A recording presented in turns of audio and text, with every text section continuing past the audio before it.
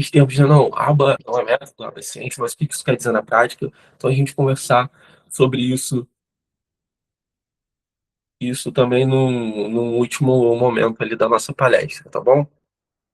É, e aí hoje a gente vai falar, o tema ali que eu recebi, né, era psicologia comportamental, mas aí a gente vai pensar a psicologia comportamental pela principal abordagem que a gente tem, que é a análise do comportamento aplicado, certo, pessoal? Você passa por primeiro slide aí para mim, por favor, Thaís? Obrigado. Então, primeiro ponto da palestra, eu queria começar a pensar com vocês sobre o que são comportamentos, né? Como é que a gente compreende comportamento, como é que a análise do comportamento aplicada compreende o comportamento. E é uma questão interessante, porque parece muito simples, né? Só que a palavra comportamento é uma palavra polissêmica, ou seja, ela possui vários significados e no uso cotidiano, e ela tem um significado muitas vezes reduzida, né? Quando a gente pensa num comportamento dentro do senso comum, às vezes a gente está associando só a questões motoras, a comportamentos motores, como andar, por exemplo. No entanto, dentro do campo da análise do comportamento, o conceito de comportamento, no geral, é um conceito muito amplo, né? Então, na análise do comportamento, o primeiro ponto que a gente tem que pensar é que o comportamento é definido como a interação entre o ambiente e o organismo. Então, a gente vai pensar, a primeira ideia é a, a resposta que acontece diante de um estímulo é o que a gente entende como comportamento, né? Então, a gente vai ter ali o ambiente influenciando nesse organismo e a partir dessa influência se tem uma ação e aí essa influência, né, essa interação é o que a gente vai entender a primeiro momento como comportamento. Então a ideia nesse primeiro momento é o comportamento é definido como a interação entre o organismo e o ambiente. E aí a gente tem alguns pontos para pensar. Primeiro, esse ponto de interação, né, dessa relação funcional entre o que se faz no ambiente. Então a gente nunca vai pensar na ação isolada, né? O comportamento que se teve da forma isolada dentro da análise do comportamento não existe. A gente também vai pensar dentro de um contexto abrangente que a gente vai considerar que, quando a gente vai pensar o comportamento, isso é abrangente porque inclui comportamentos observáveis, mensuráveis, mas não só motores. A gente também pensa um comportamento no campo das emoções, por exemplo. A gente não ignora as emoções quando a gente pensa um comportamento, né? Então, essas ideias, né, um pouco mais abstratas, né, como pensamento, como emoções, também estão sujeitos a essa mesma lei. Então, isso acontece mediante a um estímulo. Então, a gente sente alguma coisa mediante isso é uma resposta mediante a um estímulo anterior. Mas isso a gente vai abordar melhor com calma posteriormente. Quando a gente pensa no comportamento também dentro do contexto do ABA, a gente fala também sobre a seleção pelas consequências. Então, os comportamentos eles tendem a se repetir a partir dos resultados que ocorrem, a partir das consequências de fato, a partir dos resultados positivos ou negativos. Então, quando se tem um comportamento e o resultado é positivo, aumenta a probabilidade daquele comportamento acontecer de novo, o comportamento se manter e se estabelecer ali. Quando se tem um resultado negativo, a gente chama de punição, né, dentro desse campo é, dessa abordagem, então esse comportamento tende a diminuir. E aí o último ponto, né, a gente sempre vai pensar também nas contingências do comportamento, isto é, o contexto no qual ele ocorre, porque o comportamento vai ser moldado a partir das relações entre estímulo, resposta e consequências. Então isso está acontecendo ali no mundo real, né, no contexto real. Então toda a sua história de vida tem implicação nisso, toda a questão fisiológica tem implicação nisso e toda a questão cultural tem implicação nisso também. Beleza? Então, isso foi só um resumo rápido do que a gente vai pensar nesse primeiro momento da palestra, né? Então, beleza, Matheus, não entendi nada. Tudo bem, a gente vai dar alguns passos atrás e começar a pensar cada tópico desse que eu pontei de forma isolada, tá? Então, vamos dar alguns passos atrás e começar a pensar primeiro na análise do comportamento como área de conhecimento. Esse campo, ele é antigo, né? E ele se consolidou a partir das contribuições de Skinner, de Beth Skinner. Provavelmente vocês que estão na faculdade de psicologia, vocês já escutaram esse nome, é um dos primeiros nomes que a gente conhece, né? E Skinner, ele não elaborou apenas um conjunto de técnicas, mas uma nova forma de compreender a realidade humana, uma nova forma da gente pensar comportamento humano. Então, ele desenvolveu uma base filosófica, ele desenvolveu uma epistemologia. O que é uma epistemologia? Uma epistemologia a base filosófica sobre como produzimos conhecimento em diferentes áreas da ciência. Então, cada área da ciência tem a sua própria epistemologia, né? Então, a física tem sua epistemologia, a biologia tem sua epistemologia. Então, o Skinner desenvolve essa nova visão, né? Esse novo modo de compreender essa realidade humana sobre o comportamento humano, sobre a resposta que um organismo se tem, tá bom? E aí, a partir das contribuições dele, o que que a gente pode começar a pensar para uma definição clara do comportamento? Então, a gente pode começar a pensar aqui, ó. Comportamento é qualquer ação observável ou mensurável que uma pessoa realiza em resposta a estímulos internos ou externos. Então, esses estímulos, esse ambiente, podem ser sensações, emoções, pessoas, objetos, situações do ambiente. Então, a partir dessa interação entre o organismo e o seu ambiente, o comportamento é influenciado, né? Então, a gente vai pensar sempre nesse contexto, na contingência que a gente falou. O que estava acontecendo antes, o que acontece depois, isso vai moldar o comportamento, isso vai determinar se aquele comportamento vai continuar, se aquele comportamento não vai acontecer mais, né? Então, tem um primeiro ponto, é um ponto a gente se pensar nesse início comportamento é qualquer ação mensurável, observável, tem a partir de estímulos internos ou externos, que a gente chama de ambiente, e essa relação entre estímulo e resposta é o que vai, estímulo, resposta e consequência, é o que vai moldar e determinar as ações, as nossas ações como humanos, tá? Então, é, a partir disso, a gente pode começar a pensar, beleza, então a gente tem comportamentos motores, temos comportamentos motores. Então, andar é um comportamento, pegar um comportamento, bater é um comportamento, a gente tem comportamentos verbais, respostas verbais, falar, gritar, pedir, apontar, e a gente também tem respostas fisiológicas, né?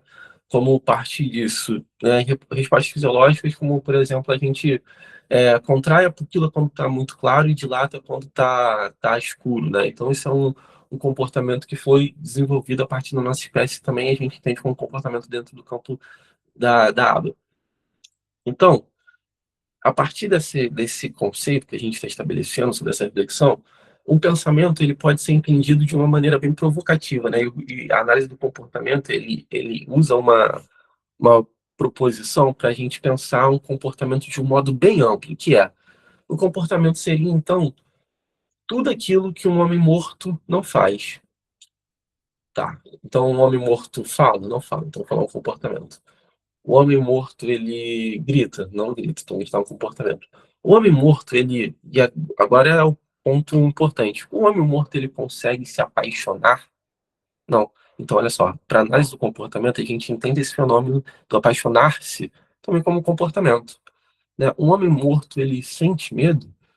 Não, então olha só, a gente consegue pensar medo a partir de uma forma comportamental também, para análise do comportamento. E é aí que, às vezes, a gente cria essa dicotomia como se a análise do comportamento, se a ciência, ela desprezasse o fenômeno do pensar, ou os fenômenos internos como um todo. Mas não, porque, primeiro, eles estão sujeitos a essa mesma lei de é uma resposta a partir de um estímulo, então você fica com medo, você se apaixona a partir de um estímulo anterior, e não apenas isso. Porque quando a gente fala sobre essas definições, a gente pensa, primeiro, que assim, quanto construto teórico, como terminologia, é uma terminologia abstrata. E assim, a gente não precisa falar só de ideias, de sentimentos. Não. Por exemplo, se eu falar, se comunicar é um comportamento? É um comportamento. Mas o que que se comunicar é? Sei lá. Se comunicar pode ser um milhão de coisas. Se comunicar pode ser gritar. Se comunicar pode ser apertar alguém. Pode ser apontar. Pode ser se jogar no chão. Pode ser chorar. Então, o se comunicar tem diversas formas. Então, essa ideia da terminologia do se comunicar, ela está querendo, ela consegue colocar em uma categoria um conjunto de comportamentos. Então, quando a gente pensa em conceitos como se apaixonar, o que que a gente pensa quando vem a ideia de se apaixonar? Um conjunto de comportamentos. Então, quando a gente está falando sobre a ideia de apaixonar-se, a gente não está falando de uma coisa que habita aquela pessoa. A paixão está habitando aquela pessoa, não, a gente está pensando em um conjunto de comportamentos que quais seriam eles? A pessoa que está apaixonada, ela quer ficar muito do lado da outra pessoa, ela quer conversar o tempo todo com a outra pessoa, ela dá beijos na outra pessoa, ela compra presente para outra pessoa, ela sente atração sexual por outra pessoa, ela quer fazer carinhos na outra pessoa, ela quer andar de mão dadas com outra pessoa, ela quer rir com a outra pessoa. É a mesma coisa quando a gente pensa em medo. né? Como é que a gente, quando a gente pensa nesse construto teórico do medo, né? Tá, medo. O que que é o medo? Não sei, pode ser várias coisas. Para além do que tem nossas sensações fisiológicas e essa resposta que a gente do estímulo, quando a gente fala de medo, a gente vai pensar o quê? Um conjunto de comportamentos. Então, o medo, a pessoa começou a tremer, suar frio, correr, gritou, se espantou, ela correu numa outra direção. Então, de novo, um conjunto de comportamentos a partir dessas ideias que aparentemente são abstratas e que talvez dentro do senso comum a gente nunca consideraria que daria para pensar neles como uma perspectiva comportamental. Mas dá, né? Porque, primeiro, é produzido a partir da interação com o ambiente, então, isso que eu estou falando, até mesmo pensar, a gente pensa a partir da interação com o ambiente, então, uma resposta a gente está pensando que aconteceu alguma coisa, e quando a gente pensa nesses conceitos, a gente pensa neles a partir de um conjunto de comportamentos que vem na nossa mente. Por isso que a gente consegue lidar com essas questões a partir de uma perspectiva comportamental também. Por exemplo, como é que a gente trabalha dentro do contexto infantil? A gente trabalha muito a frustração, né? Mas o que que é a frustração? É esse sentimento de frustração, se sentir-se frustrado. O que que é isso? Não sei. Pode ser várias coisas. Para mim, se frustrar pode ser eu ficar calado no meu quarto quieto. Para você, se frustrar pode ser gritar. Para uma criança, pode ser se jogar no chão e chorar. Então, são comportamentos. Quando a gente está falando desses construtos teóricos, dessas terminologias, desses conceitos, a gente pensa dentro de uma perspectiva comportamental, porque eles representam um conjunto de comportamentos, né? E aí vai ser uma questão extremamente individual. Por isso que cada caso é ímpar. Uma pessoa pode ficar extremamente frustrada e o comportamento que deixa isso claro é porque ela come muito. E quando ela se frustra, ela come, come, come, come, come, ou não come nada, rejeita tudo, enfim, né? Então a gente começa a perceber que, opa, então não é algo tão simples assim, não é algo só algo que, não, tá uma ação motora, não. É um campo mais amplo, é um campo que considera fenômenos também sentimentais, emoções, pensamentos. Então, por exemplo, quando a gente quer ensinar para a criança, por exemplo, o se colocar no lugar do outro, como é que a gente faz isso? Como é que a gente ensina essa habilidade socioemocional da empatia? A partir de comportamentos no qual a gente vai dar repertório para ela conseguir atingir isso. Então a gente vai começar a colocar ela para nomear ações. A gente vai mostrar uma figura. O que que esse menininho está fazendo? O que que essa menina está fazendo? Começar a delimitar, né? Fazer perguntas. O menininho está com um prato de comida na mão e a menina está jogando bola. Está jogando bola, desculpa, está com uma bola na mão. Qual dos meninos vai almoçar? Qual das pessoas vai almoçar? E qual delas vai guardar o brinquedo? Ele começar a conseguir nomear as ações, conseguir nomear o que está acontecendo numa cena. Depois a gente vai começar a trabalhar as emoções a partir disso. E as expressões faciais, né? Qual pessoa está triste nessa foto? Qual pessoa? Ele conseguiu discriminar quem está triste, quem está feliz? O que que a gente vai fazer agora? Começar a pensar, colocar um cenário, uma cena onde ele consiga deduzir o que está acontecendo. Então o menino tá no chão ali chorando. Tá, ele tá triste, entendi. Tá triste por quê? E a partir daí a gente vai criando essa habilidade da criança, dando um repertório para ela criar essa habilidade. Então, qual é o ponto central? A ideia é que a análise do comportamento ela não ignora fenômenos internos, mas os compreende como ações do organismo e não como entidades abstratas completamente separadas, certo? Então, é, como eu coloquei aí no slide, né? O comportamento é a interação entre o organismo e seu ambiente, onde o comportamento é influenciado por estímulos antecedentes e consequências. E essa interação molda e determina as respostas de um indivíduo em uma determinada ação. Então, como é que a gente pensa o comportamento? Uma resposta do organismo a partir do estímulo do ambiente. A gente considera também fenômenos internos, porque eles obedecem a mesma lei e, via de regra, quando a gente pensa nesses fenômenos internos, a gente pensa num conjunto de comportamentos e também, dentro da análise do comportamento, todo comportamento é mensurável e observável. Por isso que a gente consegue observar, por exemplo, esse comportamento de frustração, porque ele aparece de uma forma, ele aparece a partir de uma topografia, né? Então, o sentimento de se frustrar, o sentimento de apaixonar-se vai aparecer de uma determinada forma, certo? Passa para mim, por favor, Thaís. E beleza. Então a gente entendeu, né, esses conceitos de comportamento, entendemos que é um campo amplo que não vai ignorar esses fenômenos internos, não vai desprezar de modo nenhum. Inclusive a gente trabalha para desenvolvê-los também.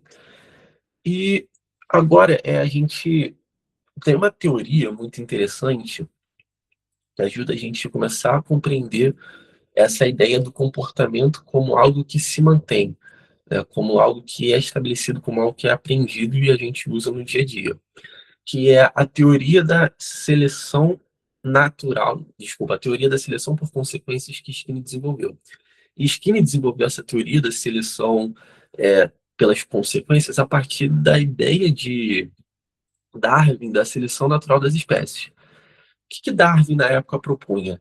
Darwin falava assim: olha, as espécies chegaram no mundo, né? E aí existiam espécies que tinham características adaptativas e outras que não. E aí as espécies que tinham essas características adaptativas, elas tinham uma maior probabilidade de sobreviver. No geral, essas características adaptativas geravam consequências favoráveis para aquela espécie. Então, um animal que era maior, um animal que tinha um pescoço maior, um animal que tinha ossos maiores, que corria mais rápido, né, por conta do seu sistema vestibular, da sua anatomia, ela tinha essas características mais adaptativas do que outro animal que era pequenininho, tinha um pescoço curto, patas pequenas, é, membros curtos. Então, aquela outra espécie, ela conseguiria se alimentar melhor, conseguia subir em lugares mais altos para se alimentar, conseguiria caçar com mais facilidade, sobreviver com mais facilidade. Então, consequentemente, conseguiria atrair mais parceiras, conseguiria ter mais filhotes. Então, essas características adaptativas dessa espécie seria selecionada naturalmente. Isso quer dizer que aquelas características se manteriam, enquanto as outras das espécies que não tinham essas características adaptativas, elas tenderiam a se perder, a se diminuir ou até mesmo serem extintas. Então, a ideia da seleção natural caminha por aí. E aí, o Skinner, ele propõe algo interessante. Ele fala, olha, o comportamento ele pode ser entendido de maneira similar. Então, ele pode ser entendido também de forma semelhante com a seleção natural. Como? Olha, assim como na evolução das espécies, em características adaptativas são selecionadas ao longo do tempo, por quê? Porque as consequências são favoráveis. Então a ideia central de Skinner é a seguinte: os comportamentos que produzem consequências favoráveis tendem a se repetir. E a ideia de se repetir é que eles são selecionados, e os comportamentos que produzem consequências desfavoráveis ou neutras tendem a diminuir. Então, assim, um comportamento que a gente tende a fazer, que gera consequências favoráveis, ele é selecionado naturalmente. Então, a criança vai lá e entende que toda vez que ela vai na cozinha, aponta para a geladeira, ela consegue receber uma comida. Opa, está gerando uma consequência favorável. Então, isso vai sendo repetido e isso acontece uma seleção natural, né? Então, isso acontece dentro de três formas diferentes. Isso acontece dentro de um nível filogenético, que é o campo fisiológico, dentro de um campo ontogenético e de um campo cultural. E o que esses três níveis de seleção quer dizer? A ideia de seleção comportamental dentro da perspectiva filogenética, isto é, fisiológica e biológica, isso quer dizer nada mais do que a ideia de que a gente tem comportamentos que a gente faz hoje em dia, que são a partir da nossa própria evolução como seres humanos. Então, é de fato uma ideia de uma evolução natural. Então, o fato hoje, como eu dei o exemplo anterior, da nossa pupila, ela dilatar quando está no escuro e contrair quando a gente está diante de uma claridade, isso é algo evolutivo, não é algo aprendido necessariamente, não é algo cultural, então é algo que vem a partir da evolução da espécie e a gente não precisa aprender. O fato da gente é, ouvir um barulho muito alto e o nosso corpo se retrair em sistema de defesa, isso também não é aprendido, isso é uma reação natural, porque esse comportamento foi selecionado naturalmente. Então, nossos ancestrais lá não tinham essa vivência, essa experiência e foi feito esse movimento, né, para adquirir essa habilidade. Então, por exemplo, eles chegaram diante de uma nova espécie, olha, a gente não conhece isso, como que esse animal se comporta, né, essa espécie desconhecida. O animal fazia um rugido lá, eles começaram a se contrair e isso foi se repetindo, se repetindo, repetindo, até que hoje é algo já fisiológico, né? Igual a gente sentiu o cheiro de uma comida, a nossa barriga roncou. Um comportamento fisiológico, né? A gente salivar é questão fisiológica. É, questão ontogênica. A ideia de seleção ontogênica vem a partir de aprendizagens que a criança tem, que a criança não, que o indivíduo tem ao longo da vida, né? Então, a partir do comportamento individual. Então, o nosso comportamento, ele é selecionado a partir das nossas experiências. Então, digamos que uma criança está ali ao longo da vida, em desenvolvimento, né, acho que os pais, só que um dia ela está andando na rua com os pais e solta a mão dos pais. E aí ela sai correndo na frente dos pais. Aí o pai fala, não, não pode, vem cá, Júnior. Ele vai lá, sai correndo e, puf, caiu no chão, é, ralou os joelhos, chorou muito, e ainda veio um cachorro relativo e assustou ele. Essa experiência provavelmente vai reduzir muito a probabilidade desse comportamento dele largar os pais correr na frente de acontecer. Então, essa experiência ao longo da vida selecionou ou não o comportamento, né? Ou então ele fez um comportamento adequado lá, recebeu elogios, né? Você tirou uma nota muito boa, você estudou, ganhou um presente, opa, essa experiência então aumenta a probabilidade desse comportamento de estudar, de ser responsável acontecer novamente. Então, a gente começa agora a trabalhar esse conceito e ficar mais claro esse conceito de consequência, né? E isso acontece até hoje, né? A gente trabalha hoje em dia porque a gente tem uma consequência no final do mês. Tira essa consequência do salário do final do mês, você vai continuar trabalhando? Muito improvável, né? A não ser que, quero doar o meu trabalho ali, mas via de regra, se a gente tira essa consequência, essa experiência pessoal, a gente não continua fazendo aquela prática ali. E o terceiro nível de seleção seria um nível de seleção cultural. Então, as nossas práticas, elas são mantidas através também do nosso contexto cultural. Então, a gente vê isso voltado para a política, voltado para a religião, é, até mesmo questões culturais de comportamentos que são selecionados em termos de higiene. Isso pode variar de cultura para cultura. Em determinadas culturas, você arrotar na mesa é um desrespeito. Em outras culturas, é sinal de respeito. É sinal que você, por exemplo, gostou da comida. Então, a cultura também vai selecionando comportamentos, certo? E aí, eu coloquei dois pontos no slide, que são os comportamentos respondentes e os comportamentos operantes, que a gente fala muito também da análise do comportamento. Então, os comportamentos respondentes são aqueles comportamentos que são biológicos, né? São a partir de uma seleção natural da nossa é, humanidade. Né? É questão, de novo, né? Da gente se retrair, ter esse impulso quando houve um barulho muito grande. Então, não é um comportamento aprendido. É um comportamento que já vem na nossa base genética fisiológica. Né? E o comportamento operante não. O comportamento operante é esse comportamento que é influenciado pela história de consequências deles. Né? Então, a gente faz um comportamento hoje de se comunicar através da fala, porque a gente entendeu que esse comportamento gera consequências vantajosas e a gente foi moldado para isso, por isso que a gente usa esse mecanismo de comunicação. Né? Então, quando a gente vê, por vezes, uma criança apresentando comportamentos inadequados de heterolesão, é, muito provavelmente isso pode ter uma função de comunicação porque ela aprendeu pelo histórico de consequências que o bater gera consequências positivas. Então, toda vez que ela batia, ela recebia o celular. Toda vez que ela batia, alguém dava um brinquedo para ela. Opa, isso é um comportamento que está sendo adaptativo para aquela criança, embora não seja funcional.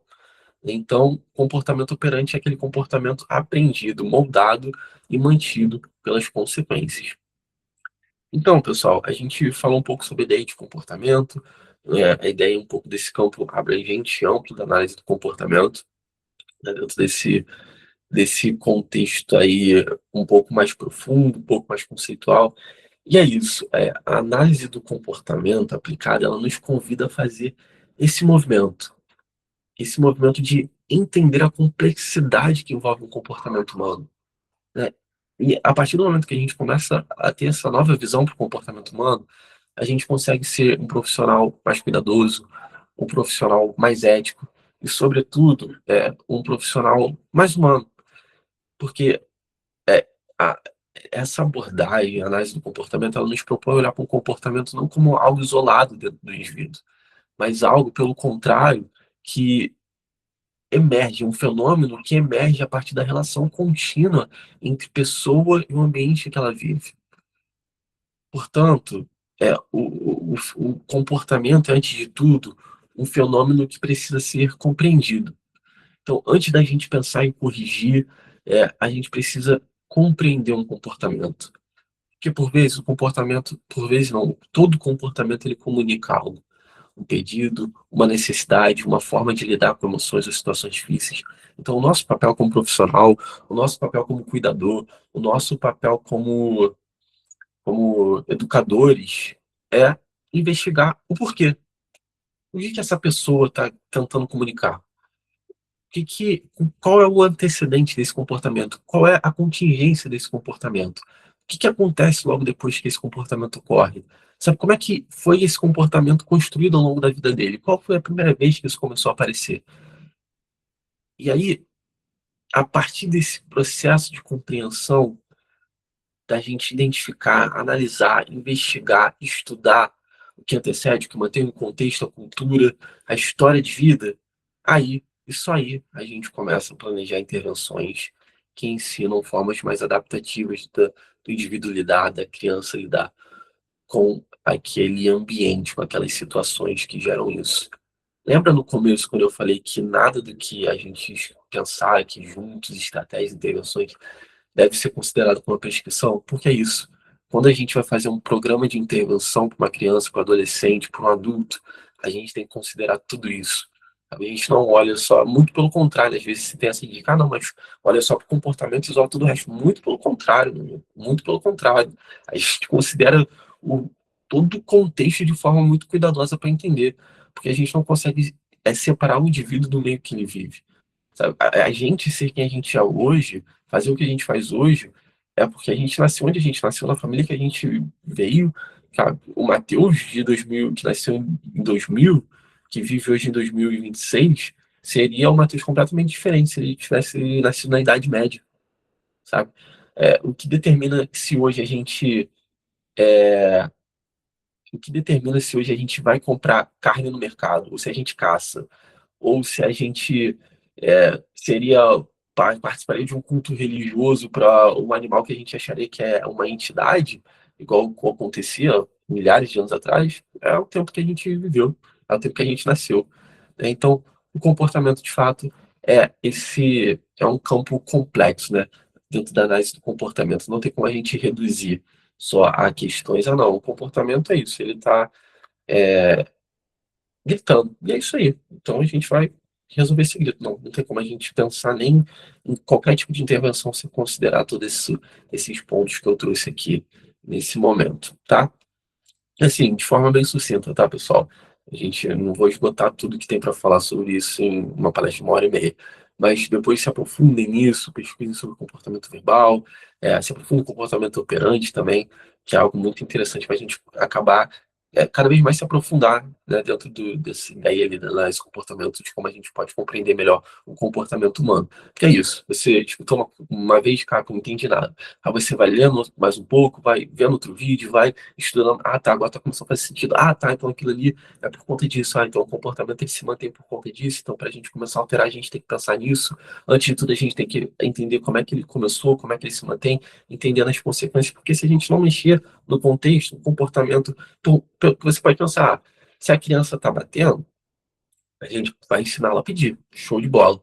Agora, pensa no contexto do autismo, com prejuízo cognitivo, às vezes deficiência intelectual associada. Digamos que você esteja até ensinando a criança a pedir de forma adequada. Agora, enquanto esse comportamento de bater estiver sendo funcional, meu amigo, no máximo que a gente às vezes vai conseguir ele até entendeu que às vezes o apontar funciona também. Mas, opa, agora ele tem duas formas de comunicação. Então ele teria que, opa, eu bater funciona e o apontar funciona também. Então, quando o apontar não funcionar, vou bater. Ou quando o bater não funcionar, eu posso apontar. Né? E o que que a gente tem que fazer nesse caso? Beleza, a gente vai ensinar uma habilidade funcional? Com certeza. A gente tem que garantir que a outra seja enfraquecida, porque senão não faz sentido. Né? A gente não está alterando, modificando o comportamento. Certo? Pode passar para mim, por favor, Thaís? Obrigado. E aí, agora, a gente vai começar a falar um pouco mais profundamente, a gente falou um pouco mais profundamente sobre comportamentos, agora a gente vai pensar um pouco sobre o que seriam essas consequências, certo? E aí, primeiro a gente pensar a consequência como de modo amplo. O que que são consequências? Consequências é tudo aquilo que ocorre após o comportamento, né, o resultado do comportamento. As consequências que aumentam a probabilidade do comportamento acontecer novamente, a gente chama de reforço. E as que diminuem a probabilidade do comportamento acontecer, a gente chama de punição. E aí, pessoal, o primeiro ponto importante aqui, quando a gente fala de punição, também a gente não está falando no mesmo contexto do senso comum. E a ideia de punição é sempre sobre o comportamento, não sobre o indivíduo. Mas eu vou entrar nisso mais profundamente daqui a pouco. Vamos começar falando sobre reforçamento, né? Reforço positivo, reforço negativo, reforço no geral. Provavelmente vocês já escutaram falar sobre isso, né? Então, o reforço é toda a consequência que aumenta a chance do comportamento se repetir, beleza? Está claro. Agora, a gente pensar, caramba, é, então a aba seria, nesse sentido, comprar a criança? Então a criança só vai funcionar se for comprada? É uma das críticas que podem ter. E aí, qual é o primeiro ponto que a gente tem que pensar? Pessoal, não existe comportamento que seja de graça. Definitivamente não existe. Todo comportamento que se mantém, ele tem uma consequência, um reforço por trás ali, mantendo ele. Seja um reforço social, seja um reforço sensorial, seja um reforço tangível ali, enfim, todo comportamento ele é reforçado. Não existe um comportamento que não seja reforçado, não existe um comportamento que seja de graça, até na nossa vida como adultos também. Eu dei o exemplo do trabalho, tira a consequência positiva, o reforço positivo do salário. Continua trabalhando? Provavelmente não continua trabalhando, né? Então, você chegou lá, comprou chocolate para o seu parceiro, para sua companheira, e aí você falou, né? Ah, que legal, comprei chocolate, vou fazer aquela surpresa bacana, né? Ele vai gostar muito. E aí você chegou lá, né? Então, vamos pensar dentro desse contexto de estímulo, ambiente e resposta, né? Então você chegou lá, a cara tá chegando dia 12, né? Chegando dia dos namorados, show de bola, foi uma surpresa legal. Ela vai gostar muito. Aí você foi lá, tem esse antecedente, né? Cultural ali, tá chegando um dia dos namorados, vai comprar, show. Você comprou lá o chocolate para o seu companheiro, ou companheira, e o entregou. E aí, a depender da consequência desse comportamento, dessa resposta que você teve, desse comportamento que você teve, vamos pensar em duas consequências. A primeira consequência, a pessoa ficou muito feliz, te elogiou, te beijou, e vocês tiveram uma noite muito agradável ali, namorando, paquerando, show de bola. A probabilidade de você fazer uma surpresa depois, comprar coisas legais, aumentou. Agora, você entregou o presente, a pessoa não gosta desse chocolate, cara. Caraca, você sabe que eu tô de dieta, eu não quero fazer isso. Caraca, por que que você comprou isso? Ah, eu não ligo pra isso, cara. Preferia que você nem tivesse comprado. Essa consequência vai diminuir muito a probabilidade de você fazer isso de novo. Então, o comportamento, ele é fortalecido, ele é mantido pelas consequências que acontecem, pelo reforço ou a punição. Nesse segundo caso, essa consequência agiu como punição, né, sobre o comportamento do indivíduo. Então, a ideia é, todo comportamento que se mantém ao longo do tempo está sendo de alguma forma reforçado, ou seja, ele gera uma consequência que aumenta a probabilidade dele acontecer. Todo comportamento humano é mantido por suas consequências. Então, se um comportamento continua acontecendo, é porque ele é vantajoso para o organismo de alguma forma. E aí você pode pensar, né? Ah, tá, mas às vezes por que crianças com desenvolvimento típico não precisa disso? Se todo comportamento se mantém pelo reforço, por assim dizer, pelas consequências, por esses pagamentos, né? Pensando nessa ideia de comprar. Não, mas também estão sendo reforçados os comportamentos. Agora, a diferença é que no desenvolvimento típico, o pagamento geralmente é social. O apelo social para o desenvolvimento típico e para o contexto do desenvolvimento é completamente diferente, pessoal. Completamente diferente.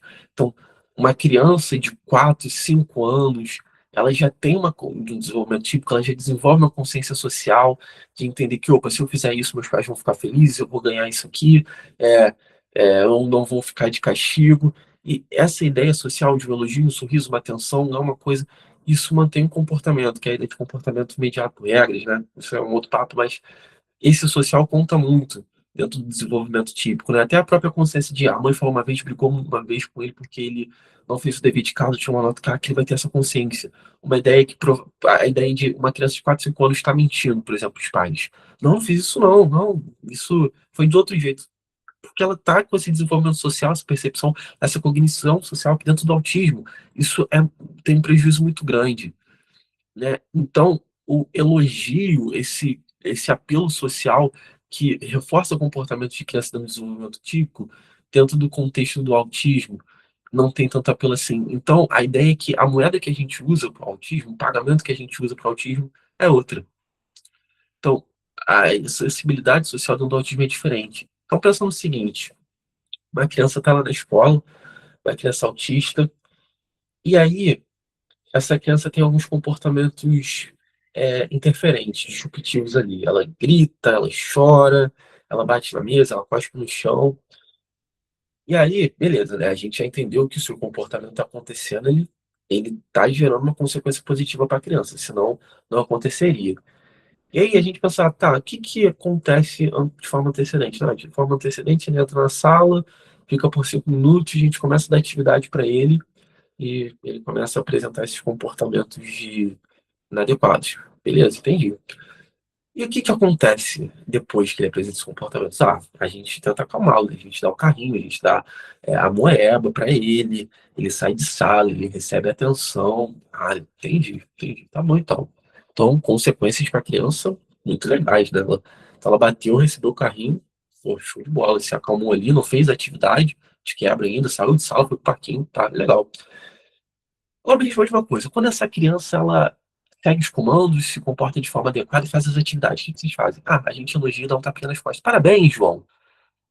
Entende que para essa criança o comportamento inadequado está tendo uma consequência muito mais positiva para ela, é muito mais vantajosa então ela bater, ela gritar e cuspir no chão porque ela sai de sala, fica com o brinquedo, não faz atividade e, né, fica livre do jeito que quer, porque quando ela faz o que pede, ela recebe só elogio, o elogio para aquela criança não tem peso nenhum, né, ou um peso muito baixo, em comparação com os estímulos e as consequências, né, que ela está fazendo ali de inadequado. Então, o comportamento inadequado está sendo muito mais reforçado do que o adequado.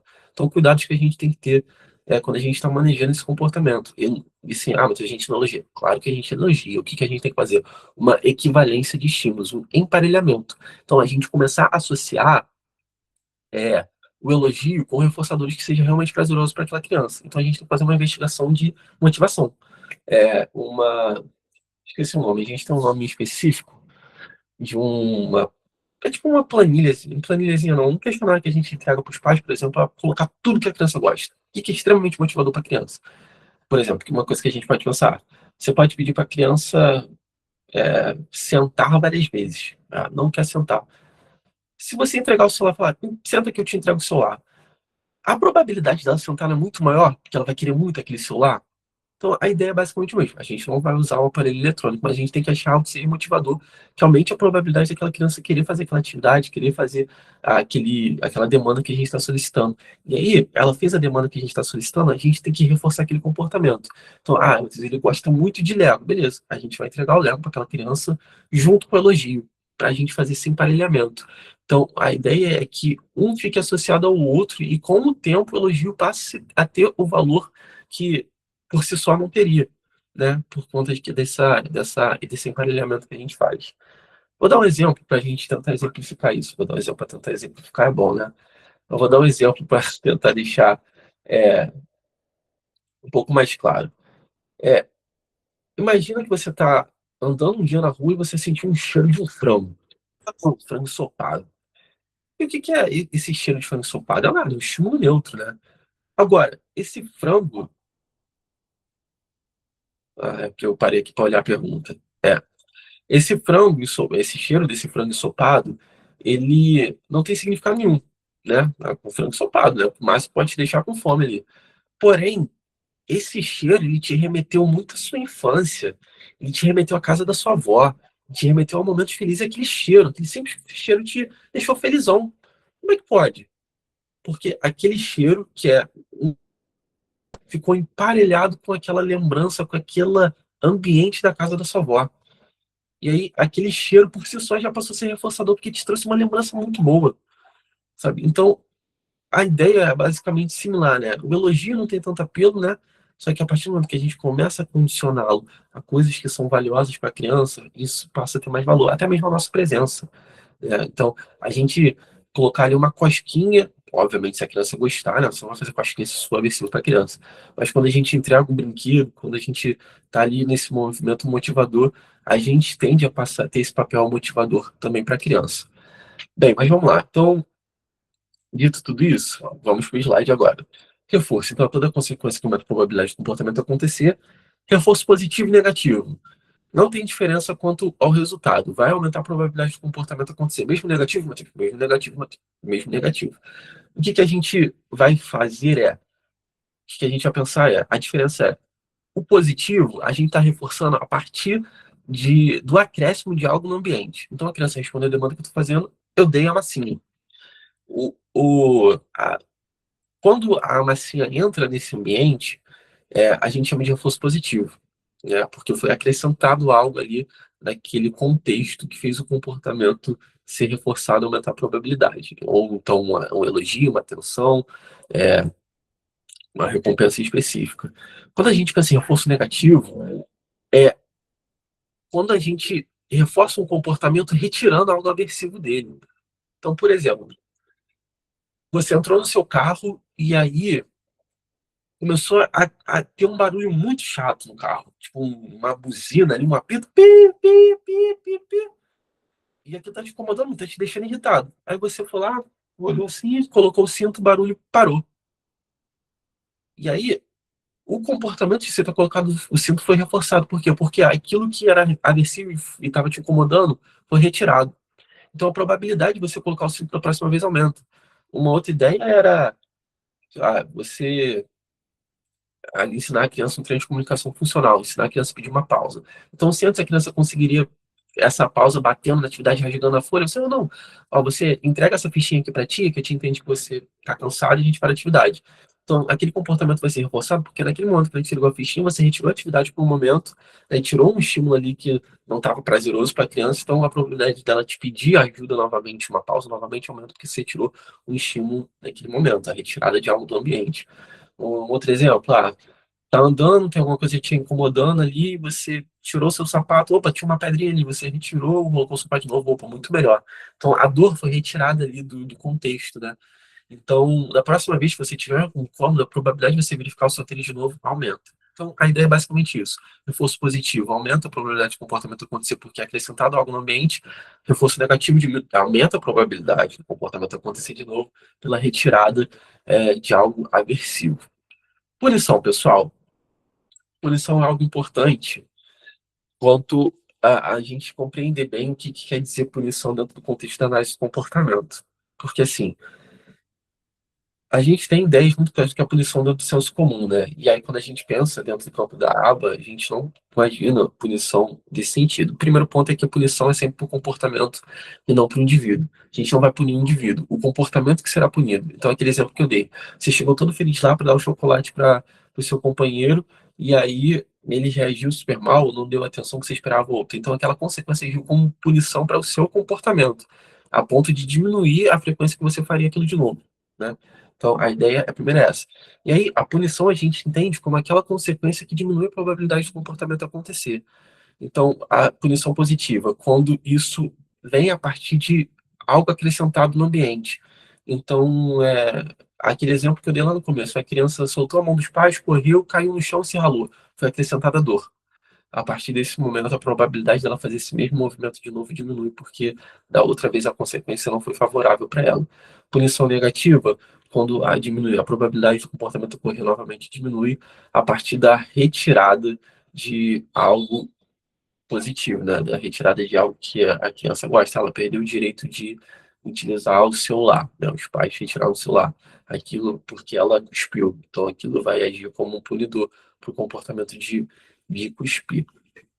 Agora, a punição é algo que, assim, você tem que ter muito cuidado para se utilizar, né? Porque a punição pode ser usada de forma in- é, equivocada, de forma muito fácil. No fim do dia, o que a gente vai pensar é não reforçar. É, calma aí, deixa eu ver o que vocês estão falando aqui.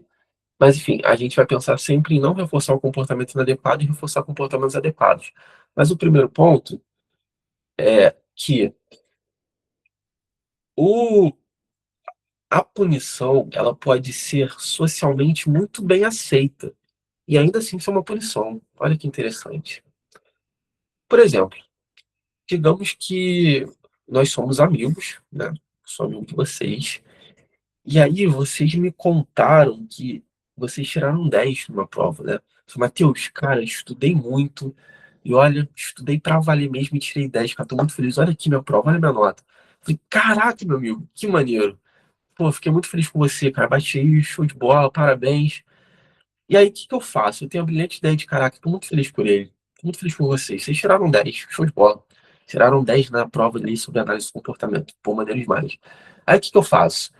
Eu chego pra turma toda de vocês e pra família toda de vocês e falo, caraca, olha só, ele tirou 10, cara. Vamos fazer uma festa surpresa, vamos todo mundo lá falar com ele, fazer algo muito legal ali pra comemorar esse 10 que ele tirou. E aí você chega lá no ambiente querendo descansar, cansado ali. E aí sua casa tá cheia de pessoas, um monte de gente ali falando com você, um monte de gente que você nem conhece direito, e você é uma pessoa super tímida, né? Você é uma pessoa que não gosta muito de contato. Então, apesar da atitude que eu ter tido ser socialmente aceita e legal, né, que eu tá querendo te agradar, aquilo pode ter um efeito de punição para você.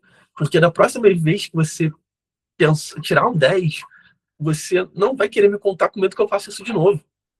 Né? Então, aquela consequência, aquilo que eu fiz agiu, apesar de ser socialmente legal, aceito, agiu como punição para você. Né?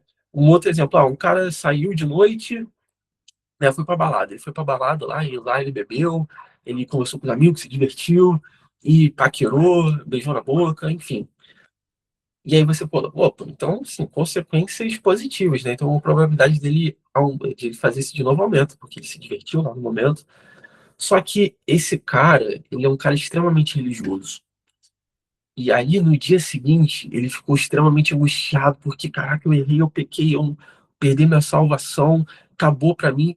Então, a consequência veio como punição para ele, porque a probabilidade dele fazer aquilo de novo diminuiu, sabe? Então, a gente pensar nessas nuances, quando a gente está falando de punição no campo da análise de comportamento, a gente está pensando nessas nuances, não é necessariamente algo ruim, pode ser socialmente algo muito bom, mas pode agir como punição para aquela pessoa, tá, pessoal? E aí, se não tiver ficado claro, vocês me pontuem depois eu esclareço novamente. Bom, outro ponto aqui, então essa ideia aqui de consequências, né, de reforço, assim que os comportamentos se mantêm, assim que esses comportamentos se estabelecem ao longo da vida, certo? E aí, quando a gente começa a pensar num contexto de intervenção para crianças, né, para adolescentes, a gente sempre vai querer buscar isso. Opa, então a criança bate. Por que que ela bate geralmente? Ela bate geralmente quando ela chega em casa e fica sustenta 10 minutos depois já quer o celular, entendi. E aí, quando ela bate, o que acontece? A gente entrega o celular para ela. Então, olha só, o antecedente é esse aqui, o comportamento é esse, e esse comportamento ele continua acontecendo porque essa consequência está mantendo esse comportamento. Ele entende que isso é uma forma funcional de se conseguir o celular. Né? Então, ele já entendeu que, opa, o bater me gera essa consequência. Né? Então, a gente vai começar a fazer essa análise para começar a reduzir esse comportamento, certo? Pode passar para mim, por favor, Thaís? Para a gente fechar esse ponto aqui de comportamento e consequência, de uma vez por todas, um ponto a gente pensar sobre esses dois conceitos é topografia, que você vai estudar análise de comportamento, você vai estudar muito. A topografia é a forma como o comportamento aparece. Você vai falar para assim para mim, Matheus, o paciente ele se comunicou. E aí eu vou te perguntar, qual a topografia desse comportamento? Aí você o quê? Como que ele se comunicou? Como que ele se comunicou? Ele pode ter se comunicado apontando, ele pode ter se comunicado falando, ele pode ter se comunicado chorando, ele pode ter se comunicado te batendo, usando CA, comunicação alternativa. Então, a forma como essa comunicação aparece é o que a gente chama de topografia, né? Então, é a forma como um comportamento acontece ali no ambiente. A criança ficou frustrada, tá? Qual foi a topografia desse comportamento? Foi a topografia de bater, foi a topografia de chutar, foi a topografia de se jogar no chão, só de chorar. Então, a topografia é a forma como o comportamento aparece ali, a forma mesmo, né? A estrutura ali do comportamento naquele momento. E a função do comportamento é algo que a gente vai entrar agora e a gente vai começar a pensar sobre como é que a gente modifica comportamentos, como é que a gente ensina novos comportamentos a partir de agora, a partir dessa ideia de função. Pode passar para mim, por favor, Thaís? Certo. Função do comportamento. O que que isso quer dizer? Todo comportamento, pessoal, ele tem uma função. E a função do comportamento a gente pode entender como a razão pelo qual o comportamento ocorre e o comportamento se repete. E a gente tem quatro funções principais quando a gente fala dentro do campo da análise de comportamento. Né? Quatro funções principais, tem algumas outras específicas, mas essas são as quatro principais que a gente trabalha no contexto prático. Então, a gente tem a função de atenção, a função de fuga e esquiva, a função sensorial, desculpa, a função tangível, né, de acessar itens, ou a função de estimulação sensorial, a função sensorial ali. Então, quando a gente faz esse levantamento, a criança, ela bate, né? Então, ela bateu, e aí, a partir do momento que ela bateu, a gente vai fazer uma análise para entender o que que ela recebeu com isso. E é isso, ela recebeu o celular, e sempre quando ela bate, ela recebe o celular, então provavelmente a questão é acesso a itens ali, né? Então ela bate para receber aquilo ali, então aquele comportamento tem a função de ter acesso a itens. Toda vez que ela apresenta esse comportamento inadequado aqui, todo mundo vem em cima dela, todo mundo fala com ela, pega ela, direciona para outro lugar, conversa com ela. Então, mas ela recebe alguma coisa? Não recebe alguma coisa. É em contexto de demanda? Não, não é. Então, muito provavelmente é uma questão de atenção que está mantendo esse comportamento ali também. E é muito comum, né? Frequentemente a gente dá muito mais atenção a comportamentos inadequados do que adequados. Então, por exemplo, a criança tá brincando ali, quietinha, sozinha. Opa, deixa ela ali. Nem mexe com ela, porque ela tá quieta e tal. Aí a criança faz um comportamento inadequado, vai todo mundo em cima, fala com a criança, então a criança começa a entender, opa, esses comportamentos ali são formas de conseguir atenção, né? Então, quando há dificuldade de comunicação, por exemplo, uma dificuldade cognitiva, isso se intensifica muito, né? Então, a gente tem que tomar muito cuidado com essa questão de atenção. Até mesmo, a criança está fazendo um comportamento inadequado e o pai já falou lá, não estou gostando disso, né? O pai não está gostando, está deixando o pai triste. E aí a criança continua fazendo um comportamento inadequado, né? Ali é o episódio birra. E o pai continua falando. O pai fica, às vezes, por 10 minutos falando ali com a criança.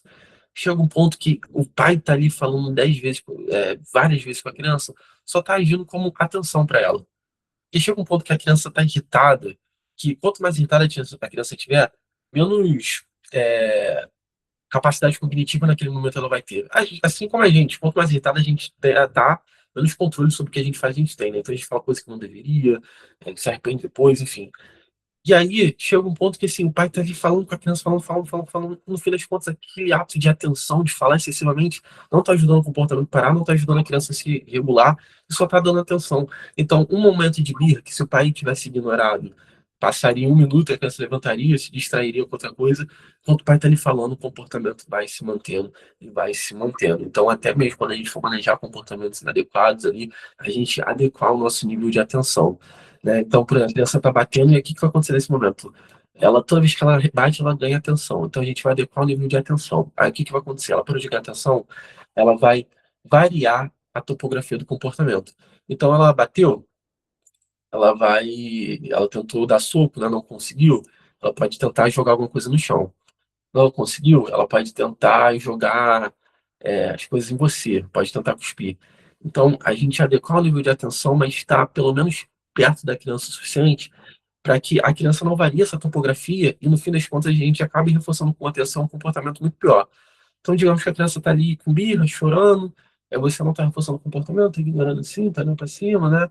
A criança está se frustrando de forma funcional. Ela tentou te bater, você manejou ali, ela viu que não conseguiu nada, nem sua atenção.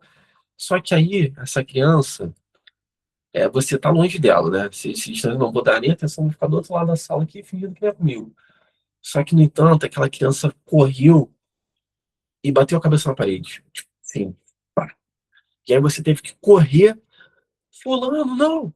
No fim das contas, você deu uma atenção para o comportamento muito mais inadequado. Opa, então chorar não funcionou, cuspir não funcionou, mas bateu a cabeça na parede então funciona. Então, opa, mais um repertório que a criança pode usar para chamar sua atenção. Então, a gente também adequar. A gente está ajustando o nível de atenção, mas se manter perto, porque essa variação de topografia acontece. Então, a gente fica atento com isso. Então, pessoal, o comportamento tem essas funções e a gente precisa analisá-las. Então, a questão sensorial. A criança está emitindo um comportamento inadequado porque está sobrecarregada, tem muito estímulo ali, ela não está conseguindo se regular. E aí isso pode gerar crises, isso pode gerar comportamentos inadequados. Acesso a itens. Está fazendo um comportamento inadequado porque ela quer a massinha, porque ela quer um objeto específico. Ou fuga e esquiva de demanda, né? Se deu uma atividade, e aí quando você deu a atividade, ela jogou tudo no chão ali, e aí aquele comportamento pode ter a função de fuga e esquiva, né? A gente precisa de uma análise funcional, mas pode ser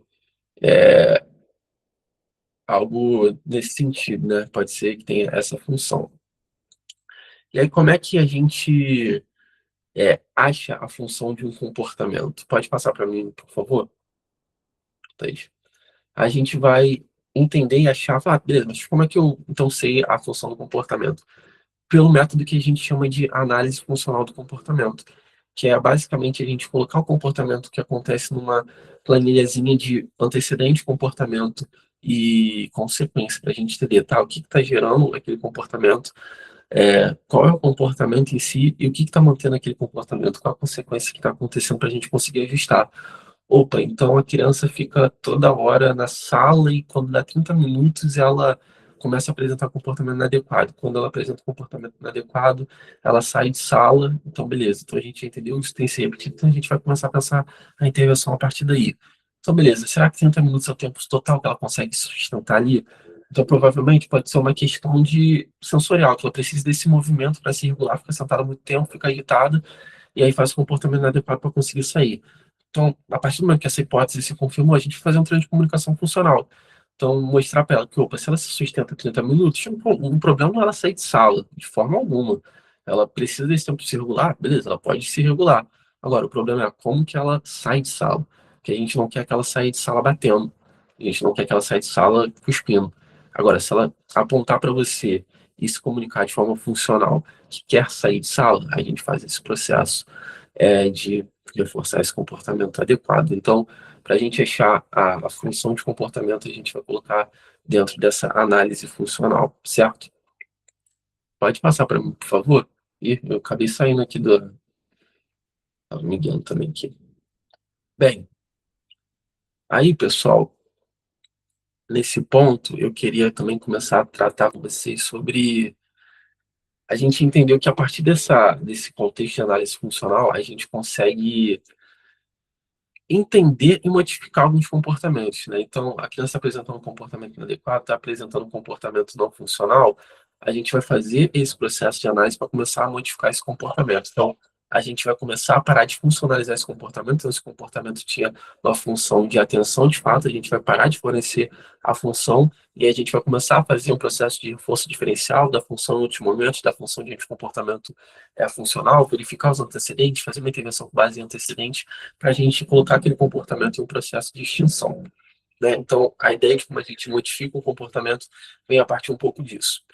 E aí, quando a gente pensa em ensinar novos comportamentos para a criança, né, comportamentos funcionais, habilidades funcionais, a gente vai pensar que esse trabalho da gente ensinar habilidades para a criança, ela vai vir a partir de um processo que envolve a avaliação das habilidades do repertório da criança, que já existem, os déficits que existem, e aí a gente vai utilizar protocolos de avaliação para isso. Então, eu coloquei alguns mais famosos aí, então a gente pode usar o Map, Portrait Waveforms, tem outros, né? O Essential for Living, tem o Social Skill Solutions, que é para habilidade social, Social Serve, também que é a habilidade social, para a gente fazer uma avaliação das habilidades que aquela criança tem e das habilidades que ela ainda precisa desenvolver, e a partir dessa avaliação, a partir da queixa da família, a partir do relato da família, a gente vai começar a montar os programas de intervenção ABA.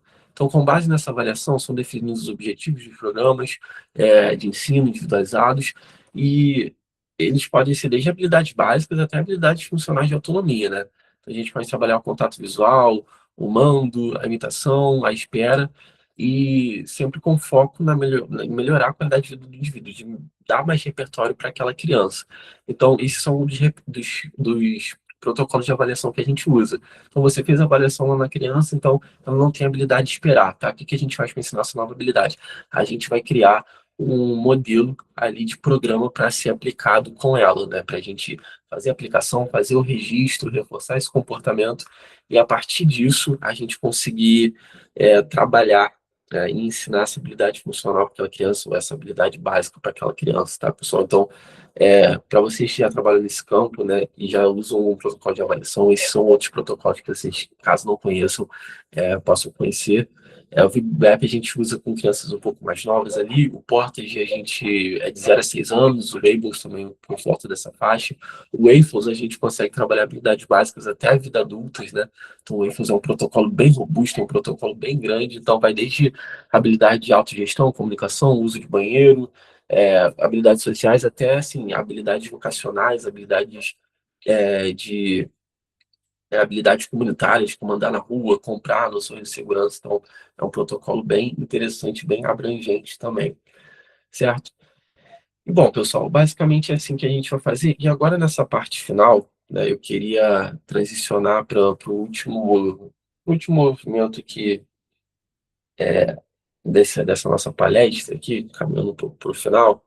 Eu queria pedir para a Thaís passar para mim, que é o seguinte. a minha- Sumiu uma imagem aqui para vocês, gente? Mexi aqui, só um minuto. Para vocês. Opa. Tô aparecendo, né? Sim, você está aparecendo e está aparecendo no slide. Bom. Meu áudio está aparecendo. Aí, para vocês o slide mudou ou ele está travado? Vocês estão conseguindo me ouvir? Ele está travado, não mudou. Está o mesmo slide. A interação e Pronto, agora. Tô travado, pessoal? Não, aí tá certinho agora. Tá. Qualquer coisa, vocês falam que eu paro aqui e a gente vê o que tá rolando. Então, bem, para a gente finalizar, né, nesse último momento, né, nesse terceiro momento, a gente já pensou conceitualmente comportamentos, consequências, a gente entendeu como é que a gente pode pensar em modificar comportamentos, como que a gente ensina novas habilidades para a criança, a partir desses protocolos de avaliação. E aí agora eu quero conversar com vocês um pouco sobre aba quanto ciência, né? O que é esse campo necessariamente da análise do comportamento? Por que a gente fala que é uma ciência e não um método? Provavelmente vocês já ouviram algum ponto de alguém falando, não existe método aba, isso é mentira. E, assim, de fato, não existe método aba, né? Essa ideia não existe. Por que não existe? Porque o aba não é uma receita de bolo, e não deve ser encarado dessa forma. Então, o método seria uma forma de fazer. Não, a análise do comportamento é uma ciência que traz esses princípios, que no meio desses princípios a gente cria métodos de intervenção, certo? Então, a análise do comportamento, na verdade, é uma ciência e não um conjunto de técnicas, né? Então, ela produz princípios de conhecimentos validados por meio de pesquisa. Então, a aba ela não se trata de uma técnica específica, uma intervenção específica. É uma ciência que vai analisar as relações entre ambiente, comportamentos, consequências, e as intervenções são exemplos práticos de um princípio mais amplo, que o comportamento é influenciado por todo esse sistema que a gente falou, tá bom? Então, pelas consequências, pelo que antecede, pela história de vida, que diminui ou aumenta a probabilidade dele ocorrer. E aí tem esse trecho aí, pode parecer aleatório, né, no slide.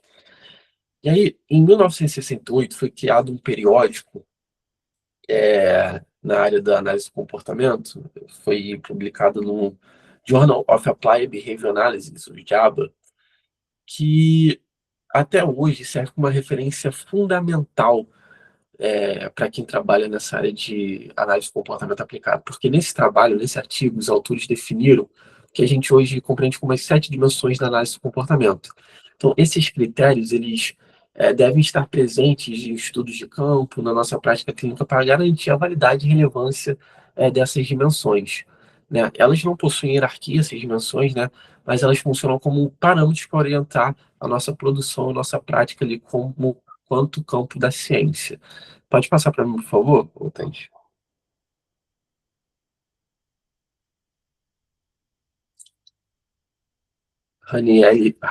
Railene perguntou: a aba não é ciência? Não, a aba é uma ciência.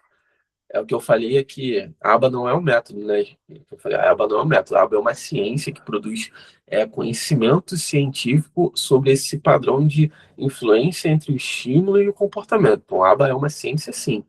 né? Então, o que eu falei é que a aba não é uma estratégia específica, uma intervenção única, não.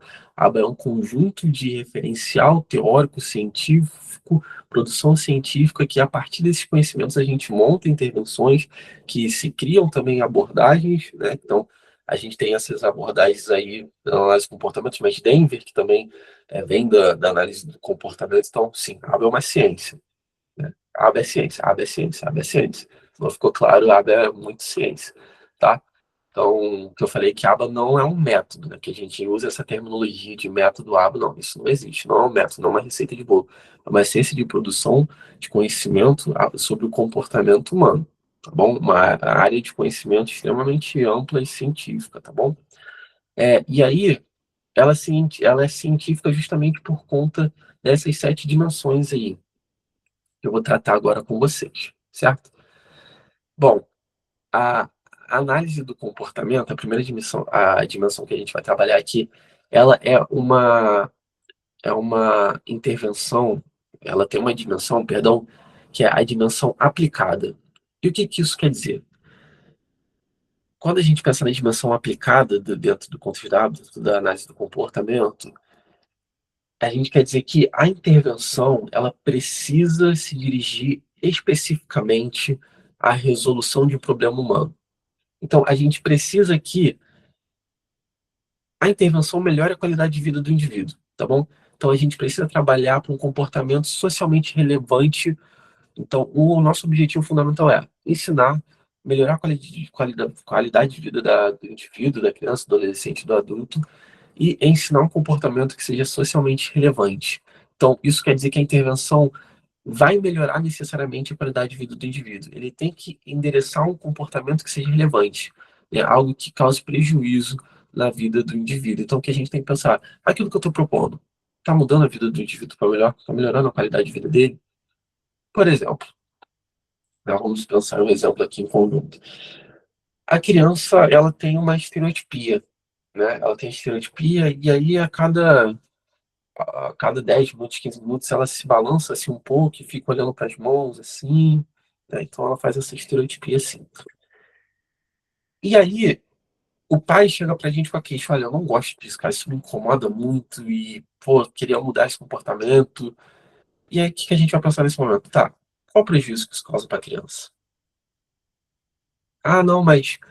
O pai fala: ah, não, mas eu não gosto, isso me dá vergonha. Tudo bem, meu amigo, dá um jeito nisso, toma um remédio aí, se acalma, mas isso não causa prejuízo funcional para a criança, né? Então, o nosso método de intervenção deve considerar aquilo que é prejudicial, atrapalha traz prejuízo funcional à vida da criança, que às vezes ela faz esse processo ali, se regula por 15 segundos, 20 segundos e se mantém. E é isso. Às vezes o indivíduo com autismo ele vai precisar desses momentos, vai precisar de padrões de comportamento, coisas que ajudam a regular, igual por vezes a gente está ali balançando a perna, né? Tá ajudando a gente a se regular de certa forma. Então a gente pensar que o ponto de intervenção é algo que seja socialmente relevante e melhore a qualidade de vida de uma criança. Porque a gente pensar que talvez nesse caso o pai chegue lá e fale: ah, mas eu não gosto disso, cara. Meu filho faz terapia, ele faz o flapping e, pô, isso me incomoda muito. Ah, tá, entendi, pai. Mas não causa nenhum prejuízo social para ele, não causa nenhum prejuízo funcional para a criança, não atrapalha outras pessoas, ele faz isso rapidinho ali, senta, segue a rotina normal, isso ajuda ele a se regular. Só que digamos que o pai, toda vez que acontece isso, o pai chega no garoto e grita com o garoto: para de fazer isso, eu não gosto de fazer isso. E trava o garoto, e a ponto que o garoto realmente pare de fazer isso. Só que, de novo, para que ele fazia essa estereotipia mesmo? Ah, para se regular. Ah, entendi. Então a função de se regular, a função sensorial ainda está ali, ele precisa se regular. E aí, beleza, ele parou de fazer isso aqui, parou de fazer o flap, tudo bem, mas ele começou a se beliscar agora para se regular. Então ele variou para um comportamento muito pior para atingir a função de se regular. Então, assim, não fez sentido essa intervenção. Primeiro que não causava um prejuízo funcional para a criança. Agora, Matheus, meu filho tem estereotipias e ele fica rodando a sala toda e pega materiais de outras crianças e fica com isso. Beleza, então a gente tem um comportamento ali que está prejudicando a funcionalidade dele. Beleza, então a gente tem isso, né? Então, esse campo aplicado do comportamento é isso. A gente precisa ser aplicado no sentido de melhorar a qualidade de vida do indivíduo e trabalhar um comportamento que seja socialmente relevante, certo? A segunda dimensão da análise do comportamento. Comportamento é a dimensão comportamental, né? Então, é uma intervenção, uma abordagem que é comportamental. Então, o comportamento ele deve ser observável, mensurável, evitando descrições vagas. Então, é, quando a gente for descrever alguma coisa, descrever um comportamento, a gente não pode descrever ela de forma vaga e subjetiva, porque isso dificulta a intervenção, isso dificulta a observação, isso dificulta a mensuração, isso dificulta uma intervenção adequada.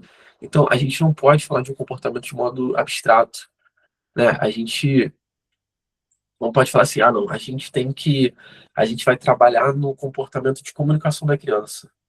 O que isso quer dizer? Isso não me disse nada. Que comunicação? O que é esse comportamento de comunicação? É ele entregar uma ficha, ele apontar para algum lugar?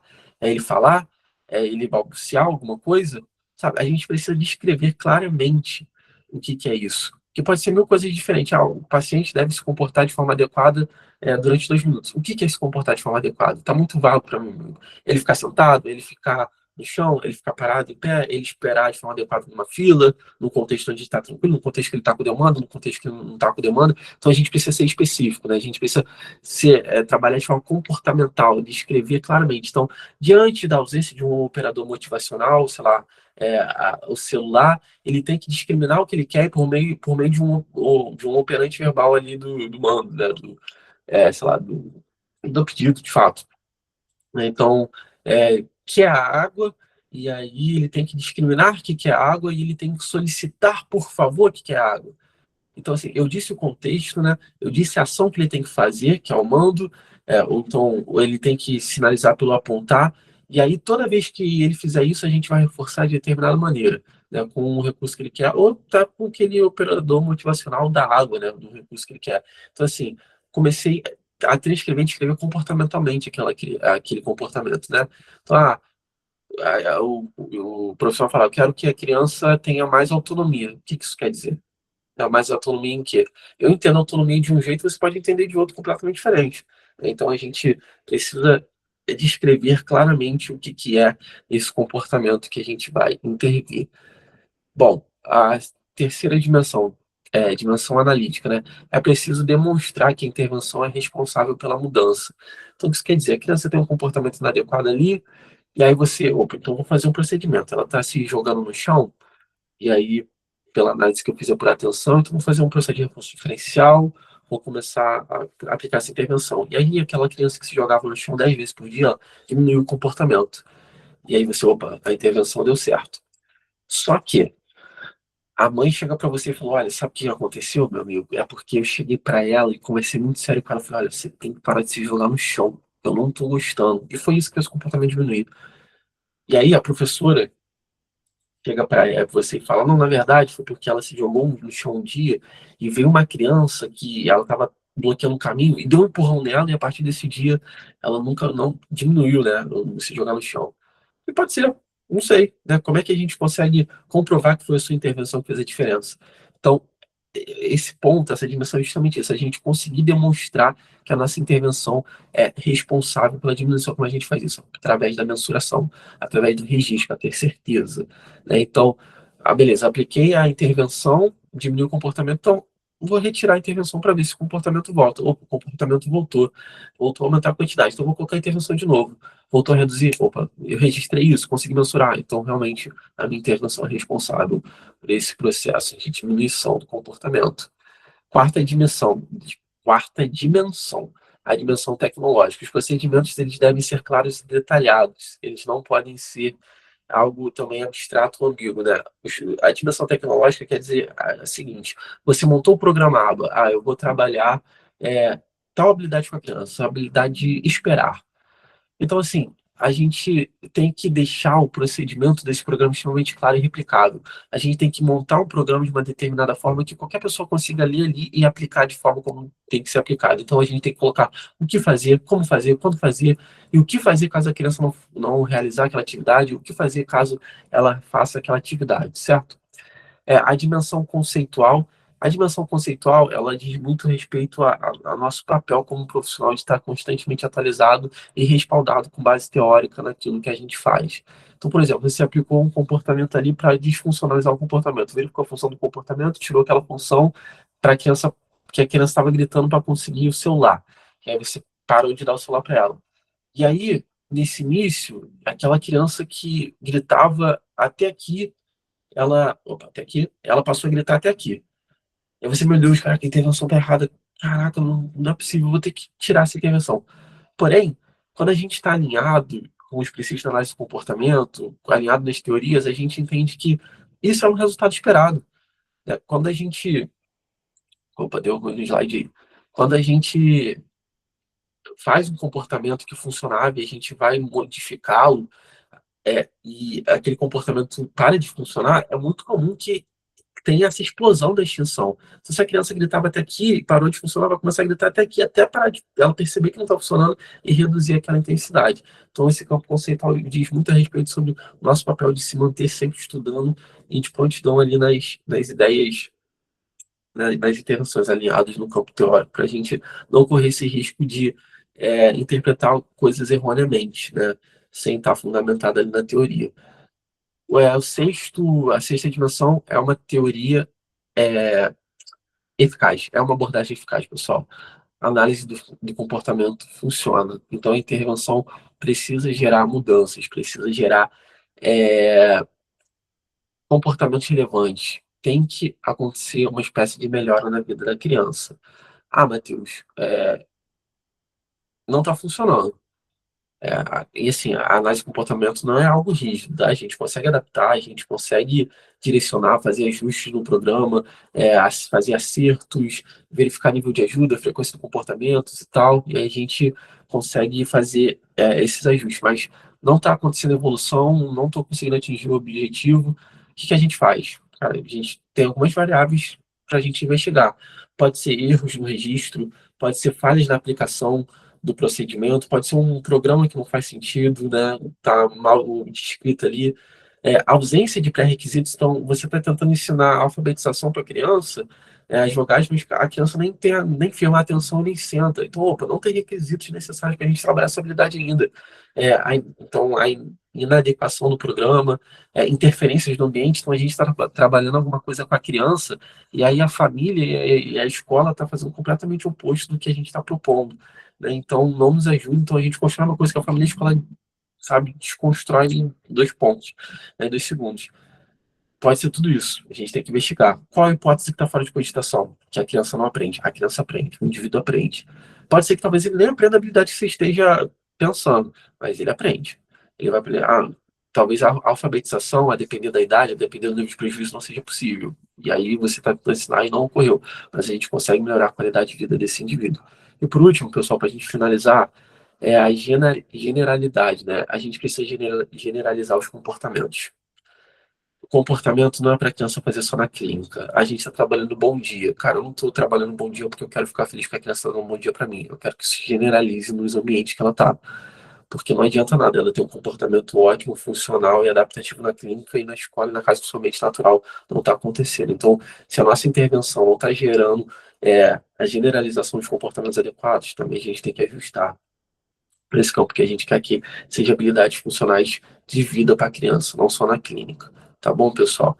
Então, quando a gente pensa nessas 7 dimensões, isso que é análise do comportamento, sabe? Como é que eu sei que eu estou aplicando a aba, Matheus? Você está seguindo essas 7 dimensões aí? Que se você estiver seguindo essas 7 dimensões, você está fazendo análise do comportamento aplicado, pessoal. Então, era isso que eu tinha para compartilhar com vocês aí hoje, tá? Espero ter conseguido ajudá-los em alguma coisa, né? Ter conseguido esclarecer certos pontos, né? Agradeço a oportunidade, assim, a análise do comportamento é um campo muito amplo, né? É um campo muito extenso, é uma ciência muito legal, cara. Então, se vocês trabalham dentro do contexto de intervenção infantil, dentro do contexto do autismo, se aprofundem nesses conhecimentos, se aprofundem dentro dessa teoria, porque a gente tem, às vezes, discussões aí, cara, mas, sim, é muito legal mesmo a gente conseguir ver uma criança ajudar e, de fato, dentro da análise do comportamento, é o que a gente mais tem de evidência hoje, de padrão ouro, para intervenções dentro do autismo e dentro da deficiência intelectual, tá, pessoal? Então, muito obrigado aí. Eu acabei. Deixa eu ver aqui. Tá. Agora, quem tiver dúvida aí, pode levantar a mão. Se eu puder ajudar, né? Eu consigo ajudar aí.